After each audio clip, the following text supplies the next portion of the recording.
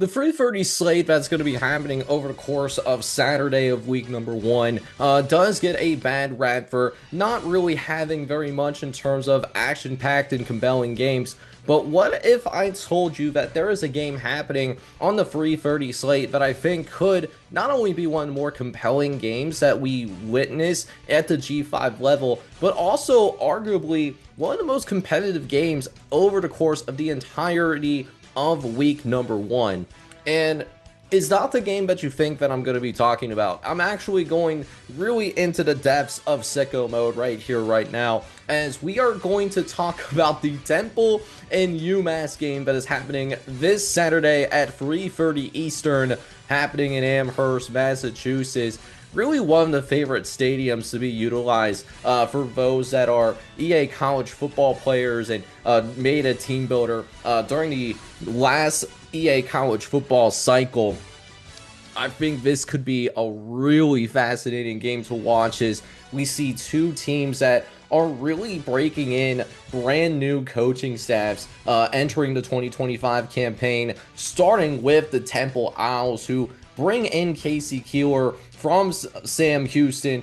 After, fresh off of leading Sam Houston to a 10-win season in just their second year at the FBS level, he has been hired in to try to revive a program that was really dismal in one of the toughest G5 conferences in the country. They finished 3-9 last year, and not only that, they obviously did finish last in the American. So Casey Keeler definitely went to work in terms of overhauling the roster and trying to aggressively patch up major weaknesses through the transfer portal. So this is going to be a brand new look team for the Temple Owls that is going to have a wide range of outcomes, because we see only 7 returning starters with 5 offensive starters and 2 on the defense. Particularly, I think the defense will be very fascinating to see how quickly they're able to mesh together and find continuity and chemistry. But if we were going to take a guess in terms of what that Temple offense is going to, that Temple team in general is going to look like, I expect this team to really be, a power run, run the damn ball down your throat type of focus. Going to see plenty of multi-back sets, multiple tight ends, and really just a methodical pace of play, similar to what really allowed Keeler to be successful during his tenure at Sam Houston, as well as what offensive coordinator Tyler Walker, who comes over from Montana State, what he implemented at his program as well, making Montana State one of the most successful FCS programs over the course of last season, and really of the 2010s and the 2020s. But now we look over on the other side real quick, because there's not only one new coaching staff in this ball game, there's actually 2 new coaching staffs in this ball game as well, because what we have is the UMass Minutemen.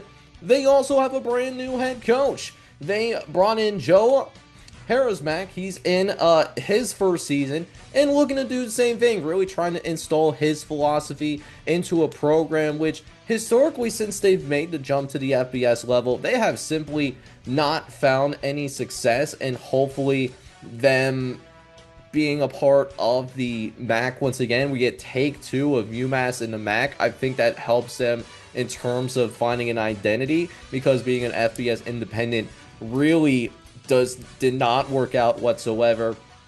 They did see some significant roster churn through the portal. So definitely some uncertainty on both sides of the ball. Definitely some intriguing names that they brought in for the transfer portal. Brought in a couple of former blue chip guys. But again, same thing with Temple. With so much uncertainty, who's going to find that continuity first, and who's going to essentially make the least amount of mistakes when it comes to this matchup, right? Because when you look at these early season matchups and you think that they're going to be really close, most of the time what we've noticed is that we're not necessarily seeing teams go out and take wins, right? More often than not, what we see in the early going is teams end up losing the games themselves. And I think a perfect example is that it was in week 0 when Kansas State shot themselves in the foot one too many times against Iowa State. That meant that Kansas State ended up losing that game up in Ireland. And then Stanford with those late game mistakes as well. Stanford ends up losing a heartbreaker to Hawaii. But again, those were games that were lost and not necessarily the other team went out and won. So that's something really fascinating to watch over in terms of that X factor. Historically, Temple has had UMass's number. Temple has played UMass 3 separate times.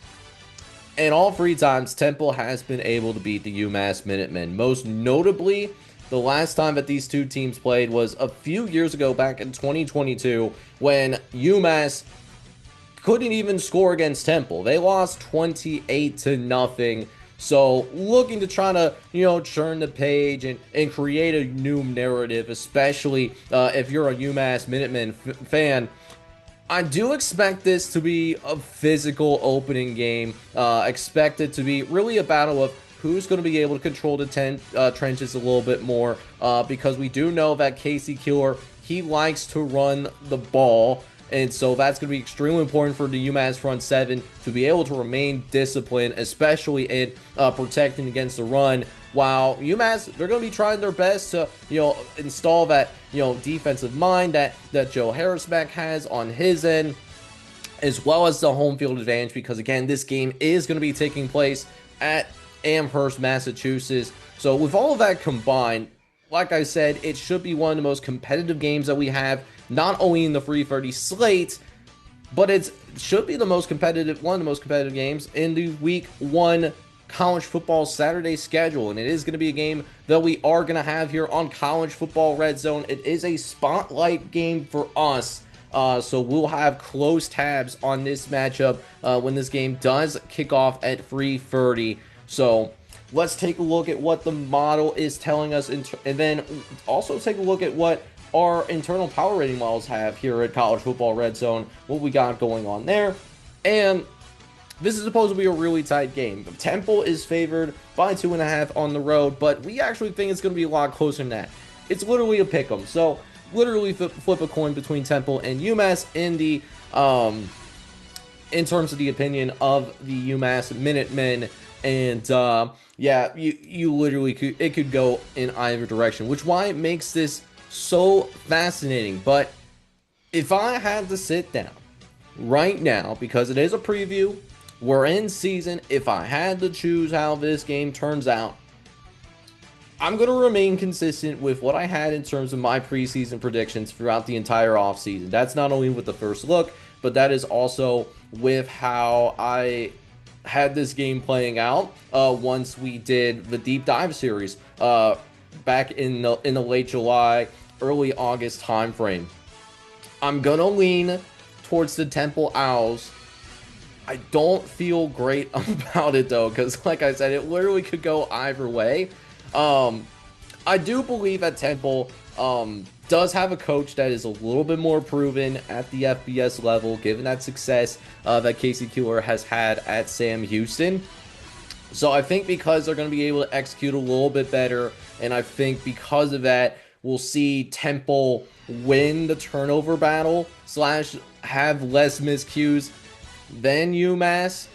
I'm going to lean towards Temple in that regard, but I do expect this to be an incredibly close and maybe a little bit of a defensive affair that, maybe ends up being kind of how the Kansas State-Iowa State game turned out in week number 0, right? Where it's pretty sloppy in the first half, but then in the second half, maybe you see both teams find that groove just a little bit more. So I'm going to go with the Owls winning. I think I'm going to have them cover as well. 24-20, I think is going to be the final score. But the way that I look at it, though, is if this game goes to overtime, I would truly not be shocked. And to be honest with you as well, I think this is the game that most likely goes to overtime if we had one game to pick here in the week 1 slate. I think it is this one, but that's why we play the games on the field. It's going to be very interesting to see how both coaching debuts turn out. And The loser of this game is going to be eliminated in our CFP Eliminator Series, because historically, we have never seen a G5 team make the playoff without going undefeated against a G5.